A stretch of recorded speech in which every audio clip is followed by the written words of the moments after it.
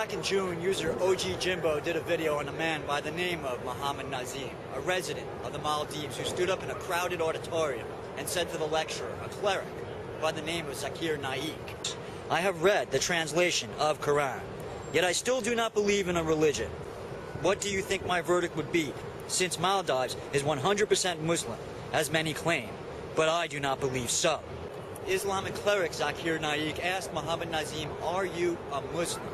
And Mohammed Nazim replied, "I am not."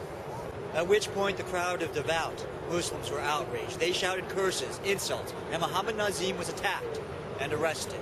OG Jimbo expressed concern and wondered what had become of Mr. Nazim. The last report on the whole incident stated that after spending a day or so in jail, he'd reconsidered his position and again accepted Allah and the Muslim faith. I'm sure the reconversion was quite sincere and had nothing to do with the threat of loss of his citizenship, a state-ordered death by beheading, or death by an angry mob that would drag him from his cell and do some good old-fashioned mob justice. What very few people know is I made a point of tracking down Mr. Nazim. After about a month of failed attempts where I tried to contact Mr. Nazim's lawyer, the Maldives embassy, the local newspapers in the Maldives, not to mention the offices of President Mohammed Nasheed, I finally made contact. We exchanged messages. He briefly told me that he had been away traveling for the past month. He had just gotten back, and yes, his life was still in jeopardy and he was under a great deal of scrutiny. Now at that time he did give me permission to do a video speaking about some of his experiences during the past month since he spoke out and renounced Islam. But at that time, after giving some serious thought about it, I choose to not do such a video.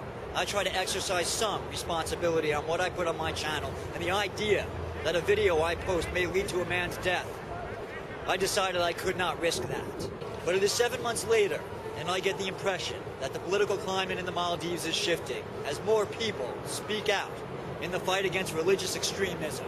So I contacted Mr. Nazim again, and we chatted at some length about his experiences over the past half a year. And for the most part, he is doing well. Despite publicly renouncing atheism and accepting Islam, he has suffered from his short time as a publicly avowed atheist in a state religion ordained Islamic society. And by the way, Mohammed Nazim checked out my YouTube channel, and I am quite pleased to say he found it to his liking. I suspect he is one of my newest subscribers. Mr. Nazim has graciously offered to answer any questions anyone here on YouTube may be interested in asking. So anyone here who has any questions they might like to ask of Mr. Nazim, write them in the comments section down below. This is a rare opportunity that I'd take advantage of if I was you. You get to ask a man living in a country where saying you are not a Muslim will at the least cost you your citizenship. At the most, you will be executed. A man who is the first citizen of the Maldives to ever publicly denounce Islam and declare himself an atheist. You get to ask him just what that was like and how it has affected him. Now I'm going to ask you to get the word out on the following. The grassroots organization in the Maldives is having their first Maldivians for Freedom of Religion March on December 12th. I'll link you to their Facebook page, and they've been getting quite a bit of grief and nastiness from Muslims who object to the concept of religious freedom. So go to that Facebook page and express your support for these Maldivian citizens who are brave enough to stand up against the cowardly supporters of extremism and bigotry. Go to the link and comment. Comment that your well wishes and good thoughts are with them, and you support their fight for the right for Maldivians to believe as they see fit without facing fear of loss of home or death. So ask your questions of Mr. Nazim below. Spread the word and have everyone go to the Maldivians for Freedom Religion Facebook page and offer your support.